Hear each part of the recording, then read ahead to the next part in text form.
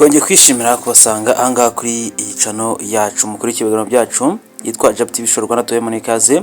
Rero hari inkuru idasanzwe tugiye kubagezaho aho umugore umwe yatawe muri yombi bitewe no gukunda views yabikoremo icyaha kidasanzwe, afata umwana we yibyariye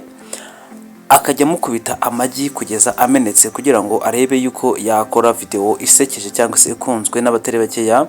ku rubuga rwa TikTok kugira ngo nuko yacuruza. Rero uyu mugore byagenze bite kugira ngo atekereze kuba yafata umwana we akaba yakwikora kuri urwego, ndetse kubyegezeho uyu mwana ko yajyanye ikirego mu nkiko ndetse agacibwa nyina amafaranga menshi. Mbese byatewe n'iki? Ni gute abantu bari kwenda bacibwa amafaranga bitewe nuko bagenda bakunda views? Rero ukuntu byagiye bigenda byose akanuko kandi nuko umugore w'imyaka 24 uturuka mu gace kitwa Haskingango ni muri Sweden, uyu mugore yahanishijwe n'urukiko icyaha cyo guhohotera umwana we w'umukobwa yibyariye mu nda. Iki cyaha ukuntu yagikozwe, uyu mugore yafataga amagi mabisi akayamena, ariko ikibaje kuruta ikindi nuko yamenaga aya magi ayakubise mu gahanga k'umwana akayadondaho nka kuri fatigi ugiye kuri minori donda kwibe cyangwa se kwifaka cyangwa ikindi kintu, ahubwo we yafataga agahanga k'umwana akadondaho igi kugeza rimenetse, hanyuma yarangiza agafata ifoto ndetse agafata na video kamera iteretse yari agashyira kuri TikTok ngo arebe ko yacuruza ndetse akabona views nyinshi nagahoma munwa. Rero ukuntu byose byifashe mu mwaka wa 2023 ngo nibwo habayeho iki cyaha, ndetse n'iyi nkuru mbi cyane idashimishije habe na gatoya, aho iyi nkuru y'ababyeyi bo hirya no hino ku isi bashyize video hanze zigiye zitandukanye kuri uru rubuga ndetse n'izi mbuga nkoranyambaga zitandukanye cyane cyane TikTok,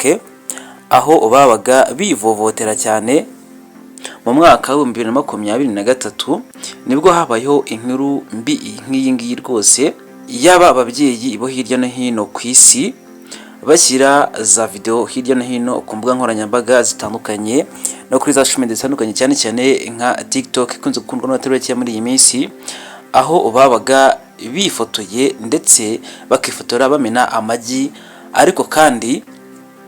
abakamena babanje kuyakubita ku gahanga cyangwa se ku duhanga tw'abana babo batoya kuba bafite, nubwo hari abana babaga babyanze ndetse bagahatirwa yuko batega agahanga kabo bagakubitwa amagi ndetse bakamenera kugira ngo bakunde bishimishe,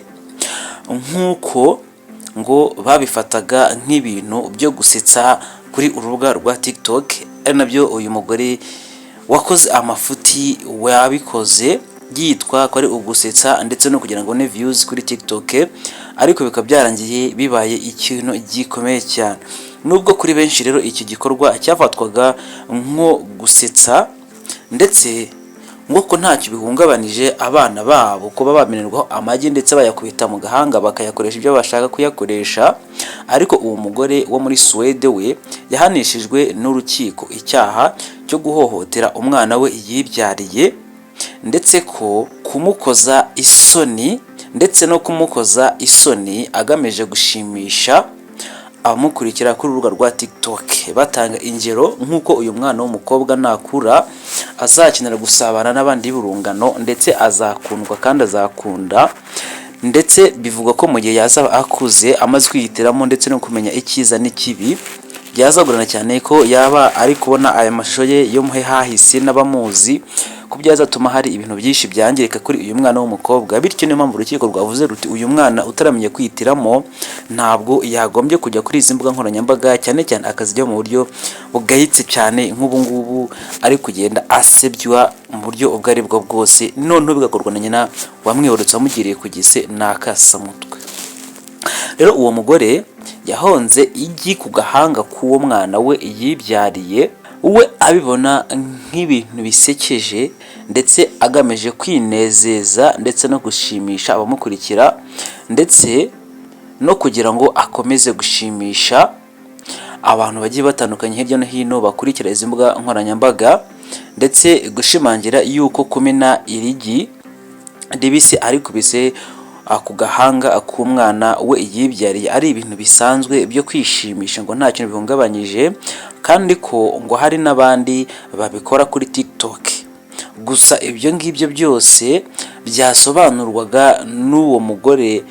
ntabwo umucamanza yigeze abyumva habe na busa, cyangwa se ngo abe agaciro, cyangwa se ngo yere ingingo n'iyi n'imwe yakuramo yaba irengera uwo mugore, ahubwo byatumye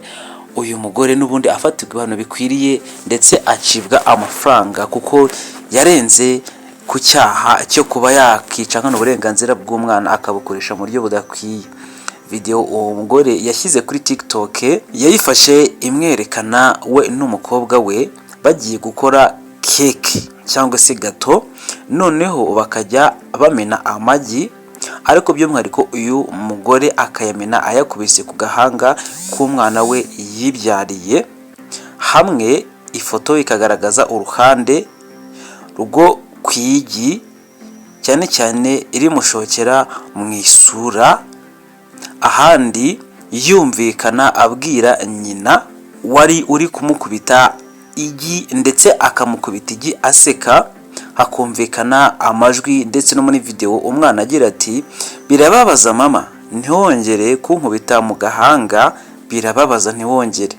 Ariko akagahinda k'umwana ntabwo nyina yigeze akumva ngo agahe agaciro, kuko yaragamije kuba yashaka views ndetse no kugira ngo akomeze yishimishiriza ku mwana we, ndetse ngo anashimisha abamukurikira.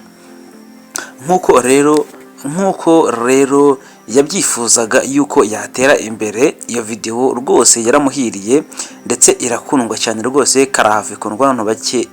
ikundwa n'abantu benshi cyane, dore ko yarebwe n'abantu barenga ibihumbi 100, ibizwi nka views ku rubuga rwa TikTok. Yanashyizeho iyi video, ariko umwe muri abo ngabo ni nawe